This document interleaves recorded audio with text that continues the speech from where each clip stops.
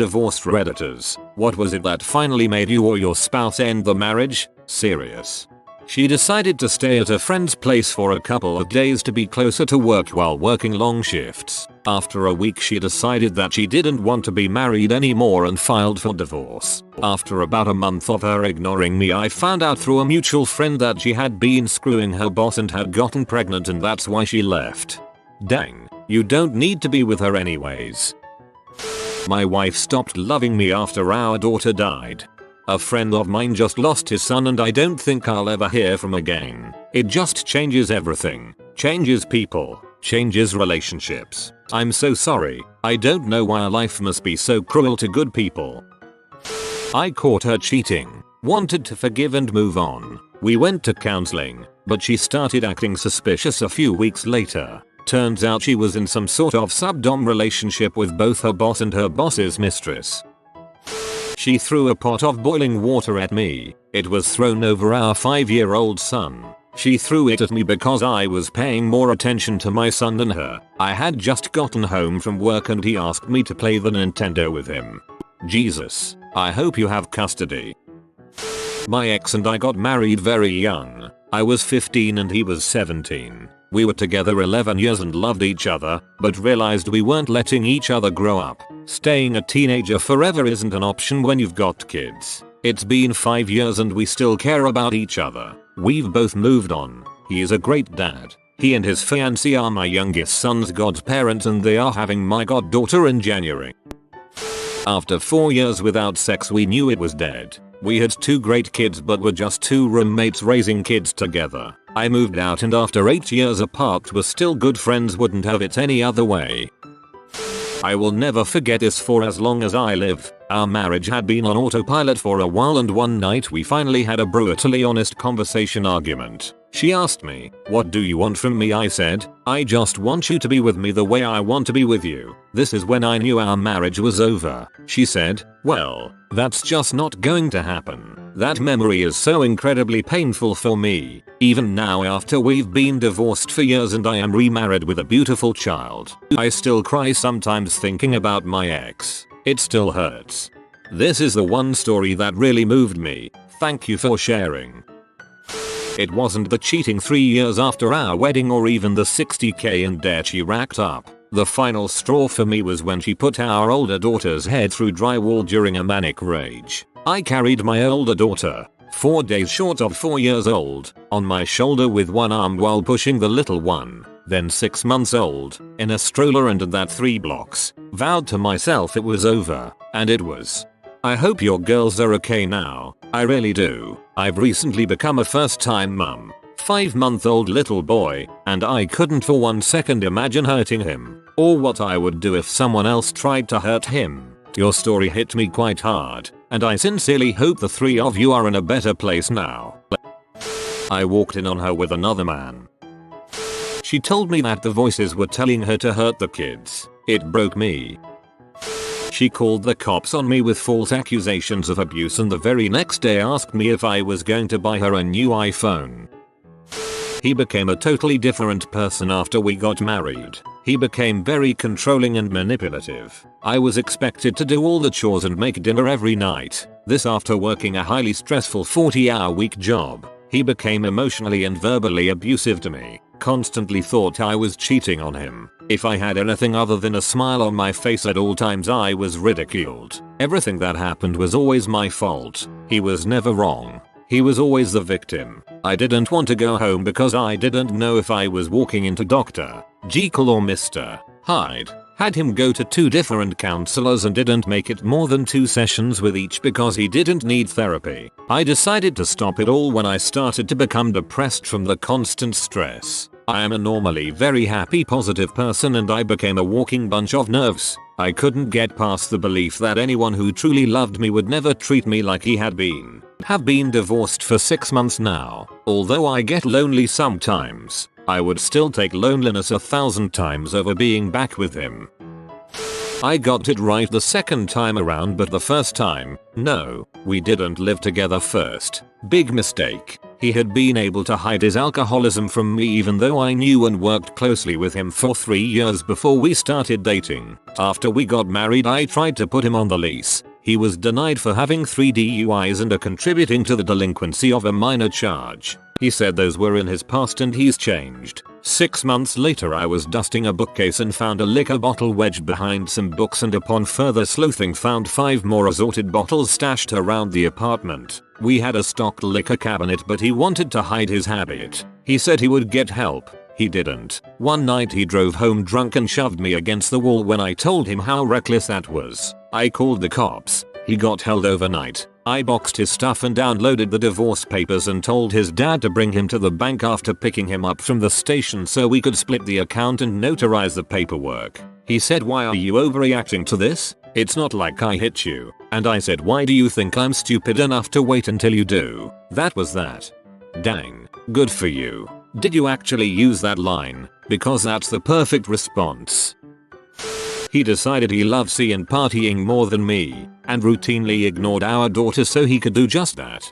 I'm sorry, my mother did the same thing with my father. Sometimes loving someone isn't enough. You can offer someone all the help and love and guidance in the world, but at the end of the day, they need to want it for themselves. You can't want it for them.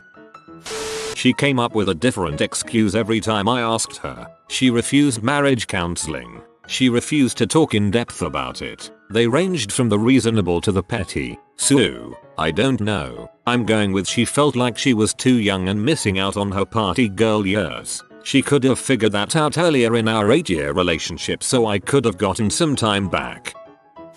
We got married way too quick. It was Vegas where she was from. Came back to NY, where I worked, and she did nothing at all. She left around Christmas to see family in Vegas. Came back like 3 weeks later. Then a month later, just after she interviewed for a job, she told me she was leaving and going to go to Virginia to help her worthless aunt move back to Vegas. She gets there and blows $500 in 2 days, then calls me to ask for money to put gas in her aunt's car. I said heck no, and she didn't talk to me for 2 days. I finally tell her this isn't working. We get quick Vegas divorce and she is remarried 6 months later. For me it was 1,000 little things, but the moment I decided I had to was when she was driving and I was in passenger seat as we went down highway. I thought about opening the door and jumping, killing myself just to get away from her. What stopped me from doing it was the fear I would survive and be stuck with her because I would be crippled. Husband asked for a separation last week. Our first therapy session revealed that he wanted out and fast. He says he doesn't know. I don't know. I have a stressful job and my dad died 6 months ago, so I've been a pain in the butt. Who knows? I'm still shaking my head in disbelief. Wanted to separate bills and accounts. When I do that and it negatively impacts him, he gets crappy. He said things like society made me get married. You bamboozled me into marrying you. I don't know what I want, but I don't want you. Even if I left you tomorrow, I'd still love you. It's been a fun week. Please hire an attorney ASAP. Easy answer, Steve. See, Steve was that guy my ex knew in high school. That guy where there was always a spark of chemistry, but the time was never right. He was the one that got away. Years later, when we'd been married for a few years, she got back in touch with some old friends and wound up going to visit those old friends, Steve included. Old sparks began to fly, and next thing you know, the missus was carrying on an affair with Steve. She left me to be with him. They were soulmates, after all. Denied their true love by 14 years of time and 2 intervening marriages. Me and my wife and Steve and his. That's the easy answer. Blame it on Steve. Truth is, I never should have got married in the first place. At least, not to her. It was doomed from the get-go and Steve was just a willing scapegoat. Well, my wife wanted an open marriage. She has had multiple boyfriends, sexual partners. As soon as I try to partake in the open marriage, with her knowing all about it, she flips out. Turns out the open marriage was only supposed to work one way. This exact thing happened to a friend of mine. She'd frick everything that walked, and then after a few months he got his own. It was over the next day. I think he was an idiot to stay with her in the first place, but she was definitely a manipulative bee. My mom divorced my dad because he got caught for having child pornography on his laptop last September. She said it was the last straw for their marriage. They lasted 31 years together and they always talked about doing things and going places too. But every time she would plan something, he denied it, saying it sounded silly or not worth his time, or he thought they didn't have the money for it, or they just wouldn't do it and the idea would be swept under the rug. I am 20, and their divorce was finalized about 2 weeks ago. It hurts, man. I worked with special needs people, and my ex would say the nastiest, most disgusting things about special needs people to put me down and mock my career ambitions. That's when he bothered to talk to me at all. He wanted a woman that would take care of him and his needs, but he cared very little about reciprocating. I didn't want to have kids with him and have the kids think that how we were living was acceptable.